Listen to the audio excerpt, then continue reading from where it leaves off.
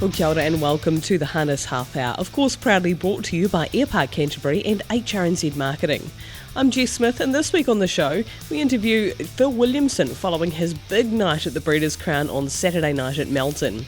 Grant Anderson of the Kaikoura Trotting Club updates us on the latest club news as they prepare for their annual two-day meeting in November. And Jill Stockman chats to us about ownership opportunities with Stonewall stud.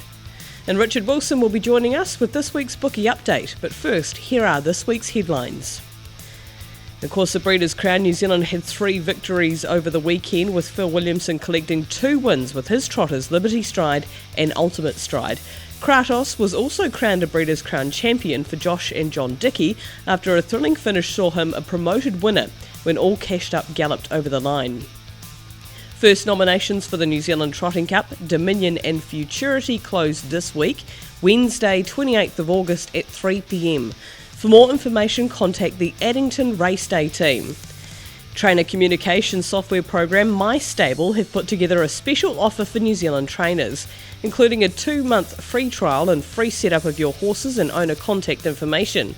If you'd like to find out more on how you can easily communicate with your owners from your smartphone, visit www.mystable, which is mistable.com, or contact me, Jess Smith, by emailing jess@hrnz.co.nz.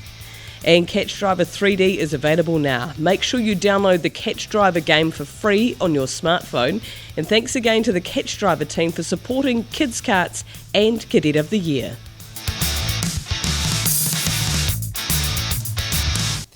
Well, the man of the moment, Phil Williamson, of course, he tasted double success at the Breeders' Crown in Australia over the weekend. Phil, congratulations. How are you feeling just a couple of days on? No, it was a great thrill, Jess, and we're still... I've watched the replay a few times, I've got to be honest. Did you have to pinch yourself after the dominance that both horses showed in their finals? I think a little bit you do, Jess, because there's always room for things to go wrong in the racing, as you know, and for everything just to align on the right day, that's what made it so massive for us. But I was really confident going in that they both were as good as I'd had them, but it's still a matter of getting the right runs, and things still have to work out for you. Oh, exactly. And of course, as we know with trotters, manners are everything. So you can do everything to prepare, but they've got to put it all together, don't they? Yeah, that's exactly right, Jess. It's something that you're always working on and trying to keep everything right with their health and their soundness. So, just to have everything aligned for the right races is kind of what it's about, all right. And you've tasted plenty of Group 1 success before, Phil, but have you ever done it twice in one meeting?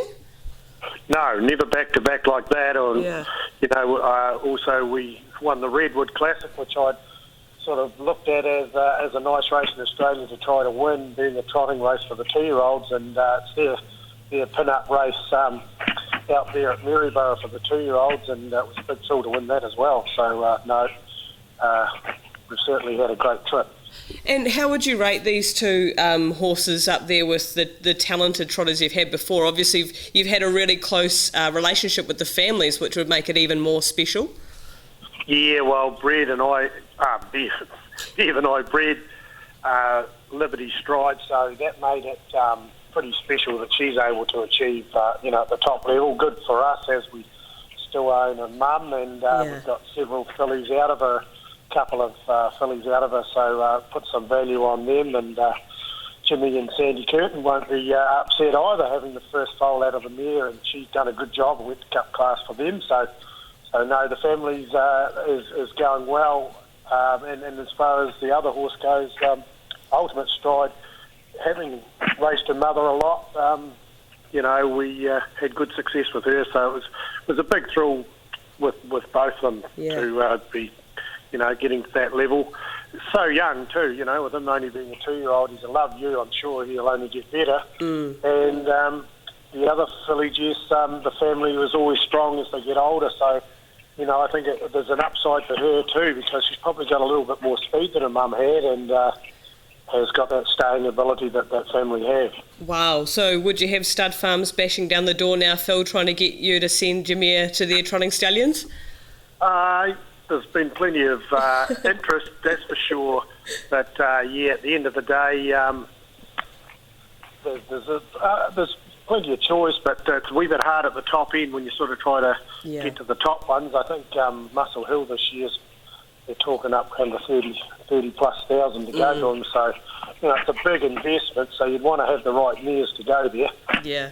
As a predominantly trotting trainer, Phil, are you excited about the progression over recent years that the breed has made? Because we've had more access than ever to some of the best stallions in the world. Yeah, no, that's definitely lifted our game over this side, because now they're natural trotters rather than you had to make them more in the early days. Yes, they just a wee bit like the paces too. You put the hobbles on now and they're away pacing rather than having to gate them up like we used to back in the day, especially the trotters. They're so natural. I mean, this fella, Ultimate Stride, he was just a nice trotter from day dot. So, it's definitely brought the game forward. Nice. And in Australia, trotting's massive there. We went round the trial meetings and there would be probably 4 trotters to every pacer that went round on the trial days. So really?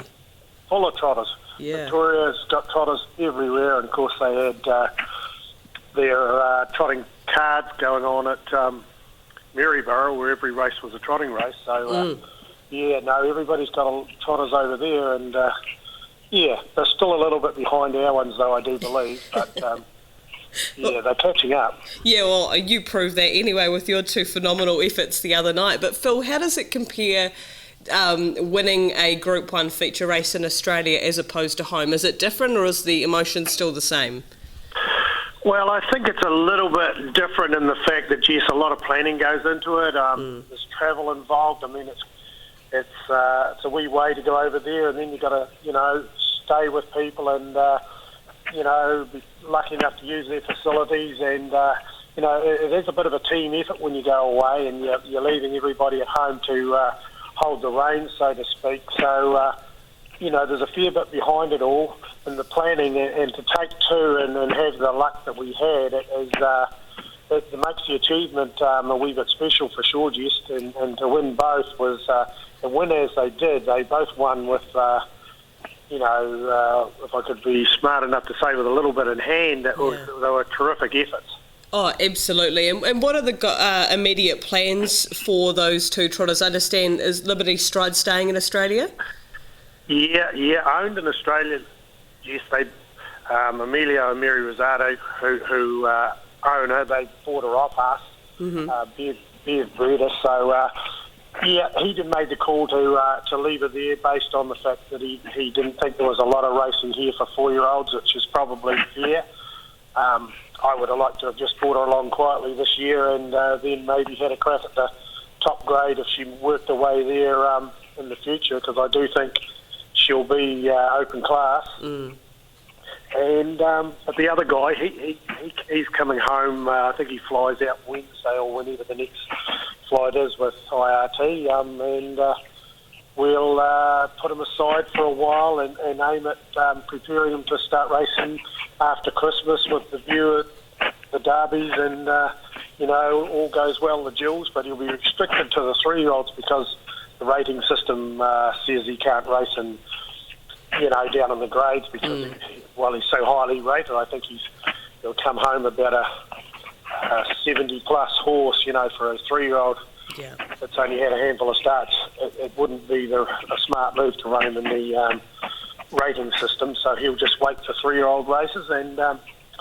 we'll try and see if we can get back to Australia with him at the end of the year again and have another crack at the derby with him, and would be good to get back to the Breeders' Crown again and have another go, Jess. Far out. Look at a year ahead already. It's exciting times for you and the team, Phil. Thank you so much. As I say, I know you're a man that's really wanted at the moment by the media, so we'll let you get back to your phone calls. Thanks so much, Jess. No, pleasure. Great thrill for all concerned. Cheers.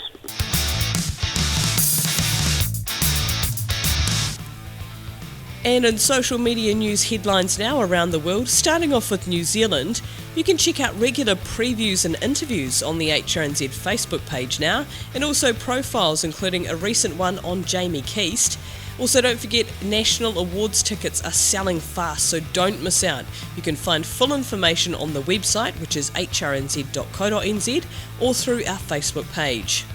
From Australia, if you're wanting to catch up on the latest news around the Breeders' Crown from the weekend, make sure you like Harness Racing Victoria on Facebook. And from the US and Canada, Speeding Spur has qualified for the Maple Leaf Trot after finishing third in his elimination at Mohawk in Canada over the weekend. And Shartin remains the number one rated horse in the USA this year on a recent poll on Harness Racing Fan Zone on Facebook.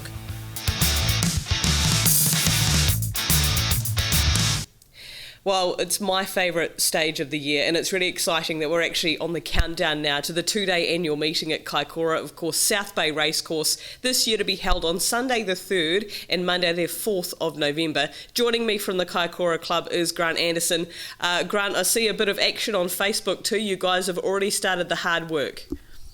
Yeah, true, Jess. Good morning to you, and good morning to all your listeners. Yeah. We had a committee meeting on Saturday, which was looking ahead to our meeting, and one of the first things we decided at the committee meeting, we would have a working bee yesterday. And we have 12 hard-working people on our committee, and half of them, I'll tell you now, are very hard-working ladies, and which we're privileged to have. And I have a photo on my phone of two of them leaning on a shovel, cleaning out the sawdust out of the boxes yesterday. Yeah, I saw a few of those photos too, and as I mentioned, every time we start to get a hint of the fact that spring's around the corner and this meeting is on the way, no doubt you'll start to see a flurry of inquiries with those updates coming through Facebook. People are starting to realise they've got a book now. They do, Jess. I mean, obviously, it's a big day. It's an iconic day for the whole of harness racing. And, you know, we really love to see the people come up here and see the great days we do put on. But, yeah, the important thing is really keep in contact with us. I mean, don't be scared to ring me and tell me, look, you know, we're doing this, we need this, we've got horses both days. Whatever you need, contact us and we'll make sure it's put in place. Yeah, definitely. And I guess now that you've had a couple of years of the two-day meeting, people have seen it works, they're aware of how it works now, so it must be getting easier each time. I wish. I wish. No, I mean, it's hard work. I mean, it's an iconic meeting because of our big day and because of the class of horse and everything we get here. I mean, it's super. But believe me, I don't think there's any other club that I know of that run one day straight after the other. Yeah. I mean, it takes a lot of work, Jess. Yeah. But we want, like, believe me, we want 99.9% of people to go away from here on Monday and say, I'm going back next year. Yeah. Yeah. I guess what I was more alluding to is the fact that trainers have got their heads around the fact now that working with the club, they can make it work going back to back. True, they can. All they need is to get on the phone, contact me.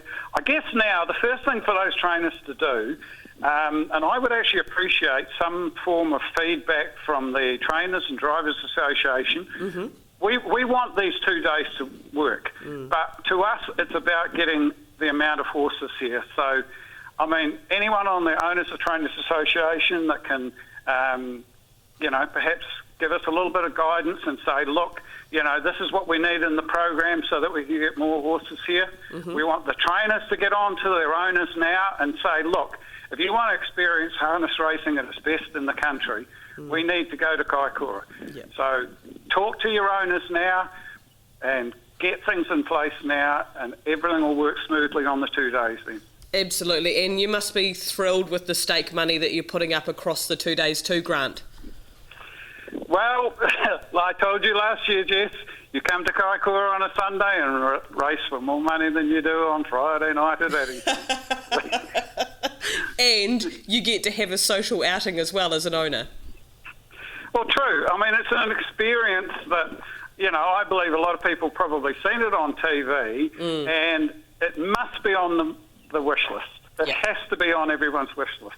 Yeah. Even if you're not involved in harness racing, it's the people that turn up in the camper vans and just experience the social side of things, having all those people there and people to talk to. We're providing entertainment. Everything's laid on for them. There's no reason not to be here. Yeah, no, you did right too. And of course, as we've mentioned previous years, Grant, the accommodation in town sells out very quickly. But in terms of horse accommodation or licence holders needing to find somewhere to stay, you guys are happy to help out with that. Believe me, last year, Jess, I have never put up so many temporary fences in all my life. But I made sure that everybody that was here had somewhere to leave a horse. If they were racing the first day, they had somewhere to leave a horse that they were racing the second day, or vice versa around. There was always somewhere. We don't keep the horses, obviously, at the track because we don't have the facilities. But Kaikoura is not that small. There's a lot of paddocks in Kaikoura, and they're safe, and they're people that know what they're doing. So there's always somewhere for the horses. No problem there. Definitely. And in terms of the road between Canterbury and Kaikoura, those roadworks obviously are ongoing, but is that getting better now, the commute there, Grant? It's hardly noticeable, Jess, to be honest with you. Yeah. There's the odd little place where there may be traffic light signals or whatever. The beauty is coming at the weekend, we don't have the workers. And, I mean, if we don't have the workers, the traffic controls are actually better because there's no hold-ups the same. Yeah. So as far as the South Road's concerned, it is remarkably good. There's very little stoppages now, if any. Oh, perfect. Well, that is great to hear. So you can get that perception out of the way.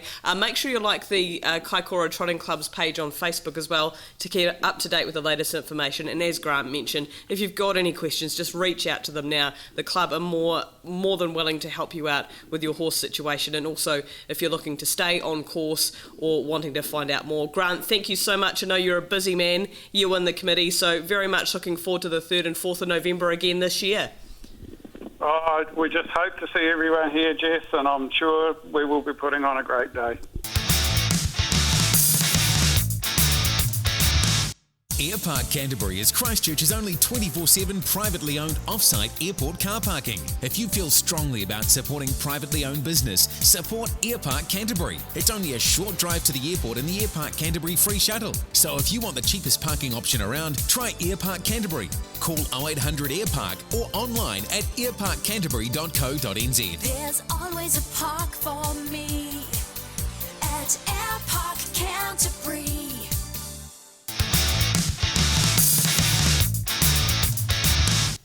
Well, of course, as spring approaches, so too does new hope in terms of harness racing as we've just entered the new season, and it's a good opportunity to reflect on the ownership opportunities that are available in New Zealand. And Jill Stockman from Stonewall Stud joins me now to talk about their syndicates. Of course, they are an HRNZ authorised syndicator. Jill, thank you for popping onto the podcast today. How are things in your world? Yes, good, thank you, Jess. But very wet up here in Auckland, so we're hoping that the weather will improve as we close in on spring. Oh yes, it's not too far away at all, is it? And as mentioned, talking ownership opportunities, I notice you and the team have been very proactive in advertising the options that you have available at the moment. Yes, we went to the yearling sales in February, Jess, and we purchased 12 really lovely yearlings, 7 colts and 5 fillies. And we've just gone about syndicating them, and it's gone really well. A couple of the syndicates have now closed. There's still 10 yearlings, or now 2-year-olds, which shares are available in. And we're hoping that we'll be able to pretty much fill them all up. Come probably November, we'll look to close them off.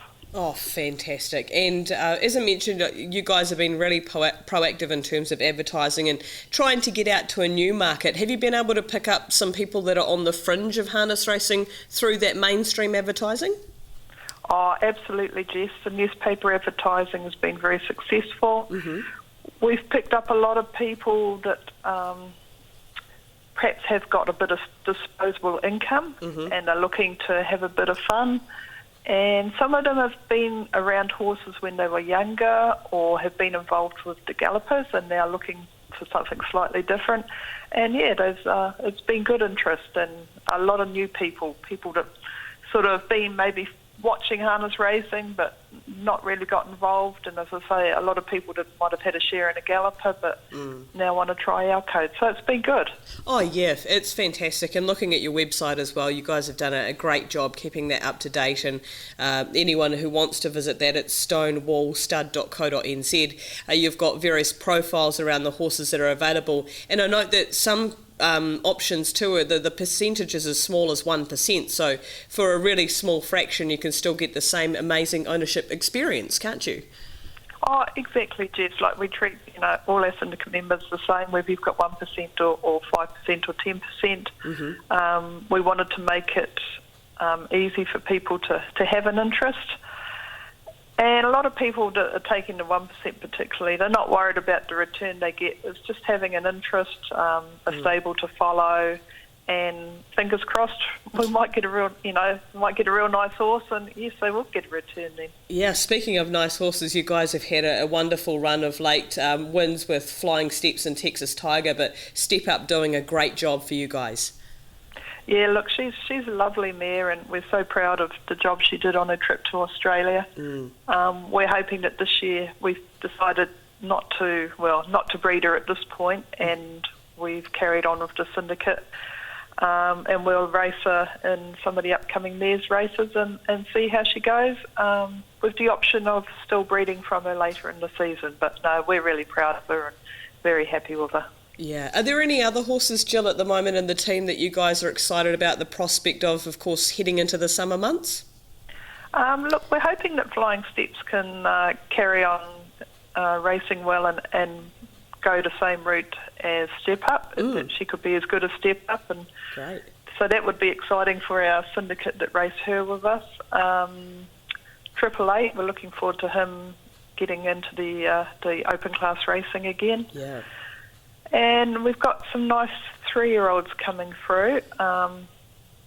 We've got one that Stonewall owns itself called Major Mac. We're hoping that he'll put his hand up and go well. And we've got about 24 2-year-olds. So yeah. Very busy. Yeah. Yes, there's always something happening. Yeah. Oh, well, that's fantastic. And as I say, it's never been a better time to get involved in ownership. The affordability of just being able to take 1%. And if you go to the Stonewall website, you can find out all of the inside info, all of the information you need in terms of cost and percentages. And, of course, you are based in Ardmore in South Auckland, but owners from anywhere can be involved in this, can't they, Jill? Oh, they can, Jess. We've got people based in Canada, Australia, South Island, all over the South Island and all over the North Island. So, people, we communicate weekly with a newsletter. Great. So everyone knows what's happening in the stable, and even if their own horse isn't doing much, they tend to follow the whole team and get a lot of enjoyment out of that as well. And people from all over. It's not just locals. Oh, you've heard it there, so no matter where you are in the world listening to this podcast, make sure you check out stonewallstud.co.nz. Jill Stockman, thank you so much for your time and keep up the awesome work. Oh, thanks, Jess. We try hard.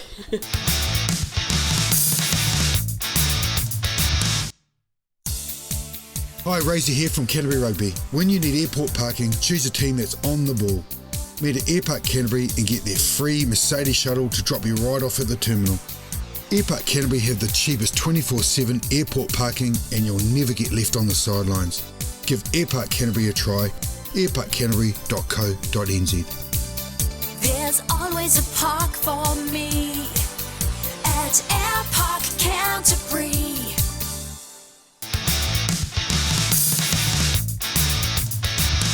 Well, returning from his week of luxurious rest and recreation in Wellington is bookmaker Richard Wilson. Richard, how did your holiday go? It wasn't too bad. I was a bit surprised to find out that I was in the Maldives, though. I didn't actually know where the Maldives were until I looked it up after last week's show. So that was a good little bit of learning there for me. And Yeah, put it on the bucket list. One day I might go there. Yeah, but, exactly. It wasn't last week. Well, who needs the Maldives when you've got Southland anyway? In terms of the week that was last week, we're starting off with Thursday night in Addington. Looked like it was busy enough for you. Yeah, it was. It was a great start to the week for punters on Thursday night. Things were looking pretty dire for us early on. Excalibus kicked things off. A lot of multi-punters got on there, 270 into 230 in race 2. There was a $2,000 bet at 250, the largest single on him, but as I say, a whole stack of multis got on the roll. Then the very next race, race 3, got worse. Rock and Roll King was smashed by punters, 220 into 185. 6,600 at 220, 2,000 and a $6,200 bet at $1.95 doing the damage there. And then the next race, race 4, the player kept the punters roll going. 9,000 on at $1.85, 2,000 at $1.75, the best bets. And as I say, things are looking pretty grim, but it all changed around race 5. Fabrizio, all the rage again, but he broke at the 800 metre mark, as I say, yet again, after he did so on debut, lost his chance, and that was good for us because there was a $10,000 bet at 160 and another $10,000 bet at the 150. So, the things, momentum really swung there. Later on, In Sequence was well backed, race 6, 4,200 on at 280. 2,500 on rollover at to win at $5 and 3,500 on the top 3 at $2.05. That was in race 8. So we finished strongly there at Addington. And lulled you into a false sense of security, it appears, because the punters look to have got their own back at Auckland. Yeah, they certainly did. They struck back a little bit there at Auckland. Big bets landed in the last race. She Reigns, 7,000 at 185, 7,900 at 175. $2,000 bet and a $1,670 bet. Just sort of scrape together all you can, put it on at $1.50, and She Reigns got home quite nicely in the end. A little bit of nervous moments around the final bend, but won well in the end. The other one that got smashed, Katari Cullen, opened at 360, and within 10 minutes of opening, there was $800 on at that 360. So we dragged it in later on, 600 at 320, 3,800 at 310, 2,500 at 280, and a $700 bet at 250. So backed all the way in there, Katari Cullen. A couple of other decent collects, 1,000 on Solid Gold at $4, and a couple of $900 top 3 bets, Go Kiwi at 270. And not everything went the putter's way. 4,500 on Check-In at 220, 2,500 on the Power Diver at 420, and 1,000 on Just Ricky at 13. They all missed. Okay, and of course, Sunday, Gore, you're part of the country, and looks as though punters were getting involved from the early stages. Yeah, a lot of interest in race 1, a maiden race there, sort of race of the day stuff. $1,000 on Spirit of St. Louis, excuse me, at $5. Very well placed there. The early money came for Verge of Greatness, and the late money was on Alta Endeavour, 8,500 at $2.10 on him. 4,000 on Mongolian Marshal to run the top 3 at $1.85, also well back there. The next race, Stockman, rolled home in race 2, 9,000 at 135, 4,000 at 128, the largest bets on him. But much like Addington, things improved for us from there on. 5,300 on Justin's Sister at 180, 3,100 on Renegade Rose at 390, 12,000 Noble Mistress at 185, 7,000 on Storm Prince at 225. So all those bets good for us, and quite a good finish to the week. Okay, and of course each week you find a multi for us. Richard, where have you gone this time? This is a good little multi, this one. $4 spend, 5 legs, all to run top 3 at Alexandra Park.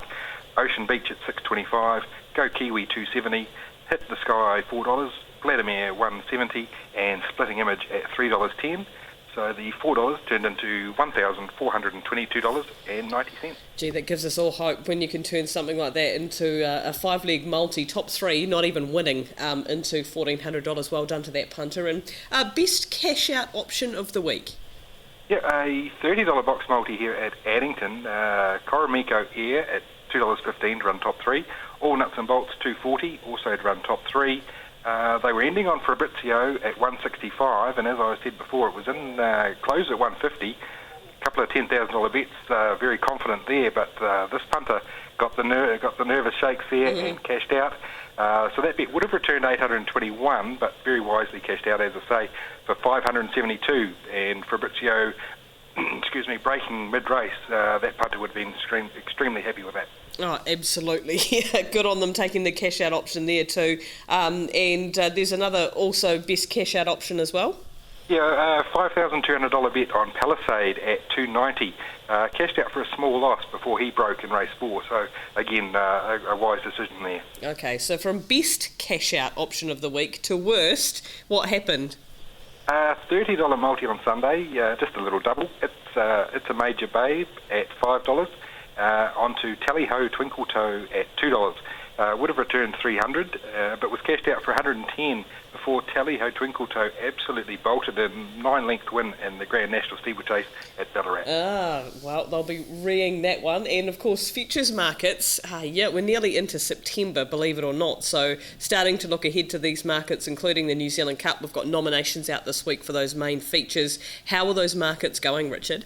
Yeah, ticking over quite nicely. As you say, New Zealand Cup and Dominion nominations will come out this week, so these books will close or will reopen with the nominated horses.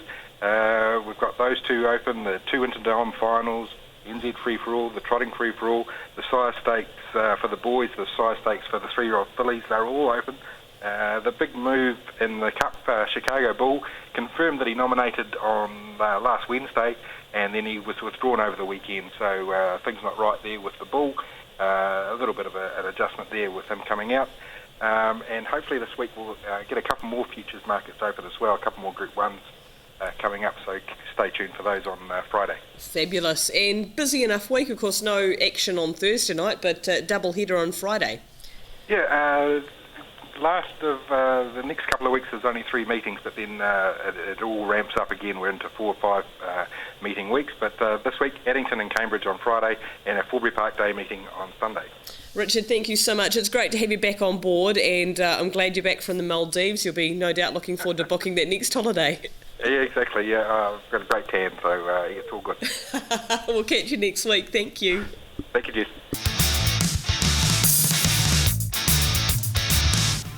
And coming up harness racing wise this week in New Zealand, a quiet night on Thursday with no harness meeting, but we do have 2 on Friday, Addington Raceway and the Waikato Bay of Plenty, of course, at Cambridge, and on Sunday down in Dunedin for Forbury Park. So if you're in the region, make sure you head along. And that's it for this week's Harness Half Hour. Thanks to Airpark Canterbury and HRNZ Marketing. Don't forget the podcast is available on the HRNZ website, on the HRNZ Facebook page, on Punters Lounge, which is on tab.co.nz, through Spotify and also iTunes. Thanks for tuning in. We'll catch you again next week.